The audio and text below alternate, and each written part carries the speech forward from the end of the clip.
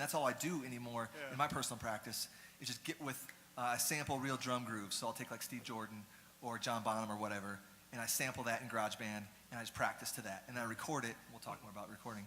But, and just listen back. And how am I doing with this guy who's a world-class drummer? Can I hang with him? Well, usually not. But that's a great standard to be up against. And but I think it's so important to start recording yourself. So now there's no excuse not to. Even back in the day, I mean, I had a little 4-track cassette recorder. I would record myself and then slow it down to half speed and start listening to where it was slamming. Like, I mean, now you can do so much with recording that, anyone can, You buy a computer, there's going to be an on-board recording platform. Now it's coming with it. So, I want to talk about this later, but let's talk about it now. Like, why is recording beyond what maybe you've already said? Why is recording yourself? It's like looking at a photograph of yourself. It doesn't lie, You don't sound like what you think you sound like, I can't tell you how many times as I was learning to play and I was younger, even now, but fortunately it's less and less, right, where I hear myself on the playback and go, oh, I thought that sounded really cool, but it just doesn't sound good at all, my tone, my time, so. Yeah, just recording, it's like looking in a mirror. As you're playing, you tend to be focused on your playing. When you stop playing and start listening back to it, then you can hear more things that you weren't hearing, so. It's like looking in a mirror in the morning when you've been out of bed for 30 seconds. It's that looking in the mirror.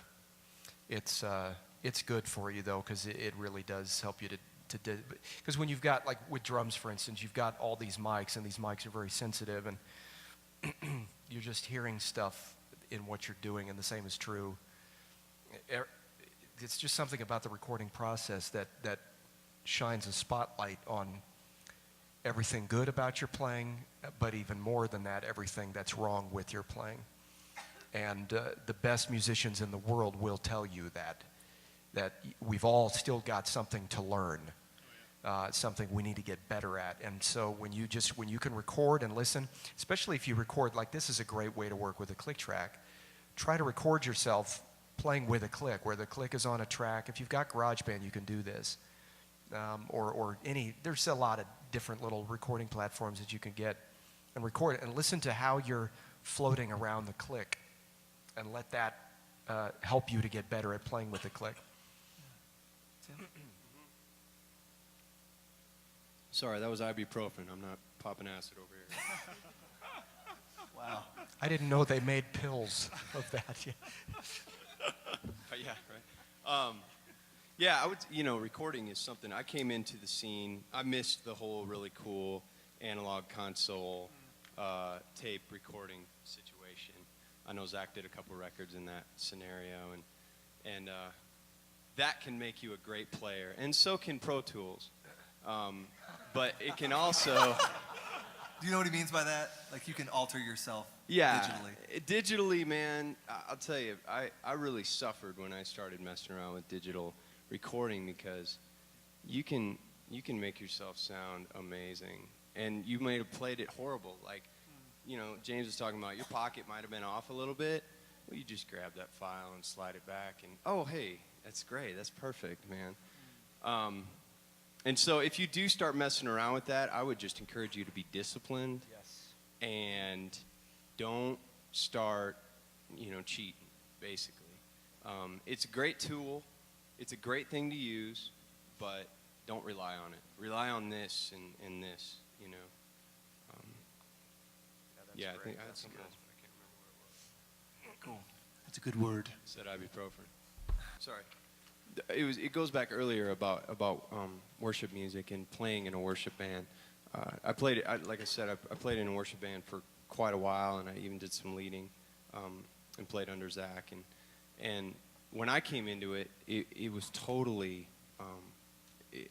I'll say it humbly, it was really about me, man. I was thinking, who's watching me, who's hearing my chops, all that. And I think a key that you can really take away when you're playing for the glory of God, and especially when you're up front drawing other people in, is to think of yourself as invisible. What can you do in your playing to be completely invisible?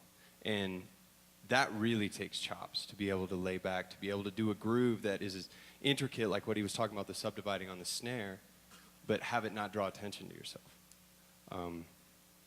Yeah, I think that's an important thing, to be invisible when you're doing this. Do you think a lot of that being invisible relates to how you listen? Absolutely. Yeah, because if you're listening to yourself play and you're like, man, I am absolutely awesome right now, chances are you're playing something that does not fit with anything else, that is clashing with the melody, you know, that is all about your chops at the time. And every one of us, I'm sure these guys would attest, as a young player, you know, you do that. You play it like Zach was talking about, moving to Nashville, being a jazz head.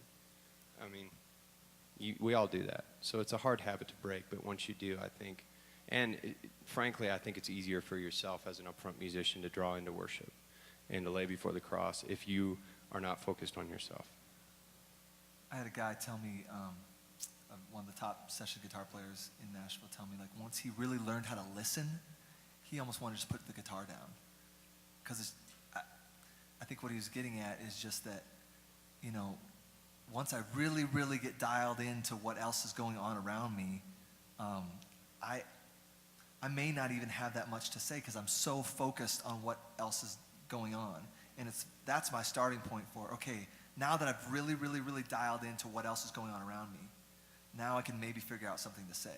As opposed to, I've got all this stuff to say, and these guys better get out of the way, and I'm just going to burn, or whatever, you know. And there's something real Christian in that putting others before ourselves, you know.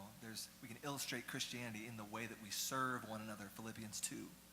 You know, consider others better than yourselves in the way that we play up front and illustrate that. So we come with a tone of humility, and listening. Listening is a great symptom of humility, you know. And so keep that in mind.